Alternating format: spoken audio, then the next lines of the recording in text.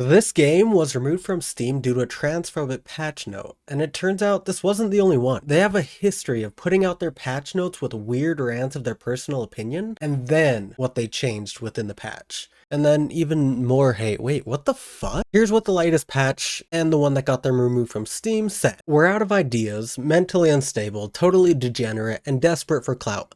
Let's pretend we're a completely different game to regain relevance. We only mention it here to say don't mention it anymore. It's totally normal to change the sex of a video game and not confusing to anybody, which doesn't make a lot of sense. Please do not be a bigot. If you are confused, please simply stop being confused and remember that domina doesn't exist and never did, but dominus did and always has. You just didn't know you were playing a man who was dressed as a woman, but now that we reveal it to you, you have no right to feel deceived. The developer then went on to call out a specific trans streamer for being trans. Why is this developer so invested in the gender of other people? It reads as if they were personally wronged by this streamer who came out as transgender in 2013, almost 10 years ago, and now feels the need to tell the world about it. Now, I personally know people who have come out as transgender, and 0% of the time, they've said this kind of shit. When it does happen, I don't immediately jump to assumptions about their sex life that I know nothing about, or what's in their pants, like I see happening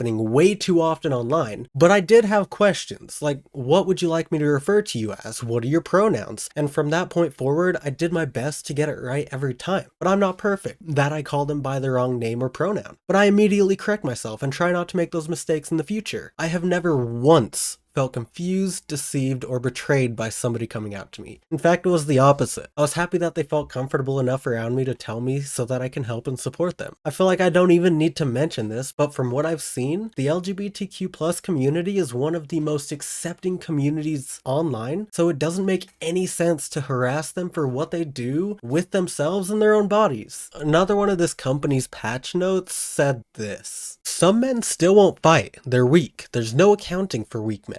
Weak men lack character. Strong moral fiber is hard to come by. It's earned through hard work and sacrifice, and it cannot be had via OnlyFans or Pornhub. No.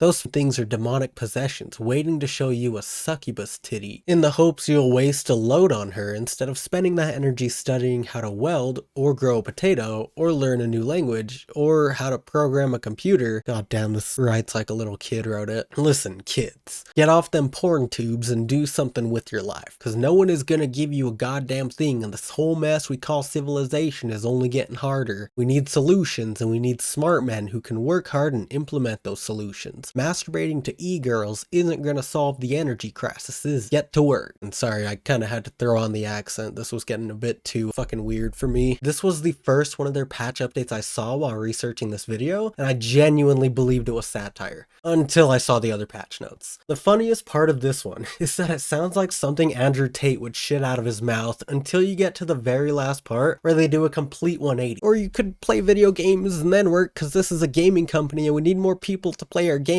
Also, don't listen to strangers on the internet. Don't let them tell you how to live your life. And then they turn around and say shit like, I can't believe this person deceived me and everybody should follow my specific belief. Because their page was completely removed from Steam, I wasn't able to find all of their patch notes, but there was another one telling people to stop wearing masks. And an article I saw says this wasn't even the first transphobic patch note, but I didn't find the old ones, and this one just spoke for itself. If you ever find somebody like this, you should not harass them. What that does is give them an excuse to play the victim card and doesn't look too great on your community. What you should do, in my opinion, is if you see anything like this happening in the future, let the platform they're on know what they're saying, because this is just straight up harassment, which to my knowledge is typically against companies' terms of service.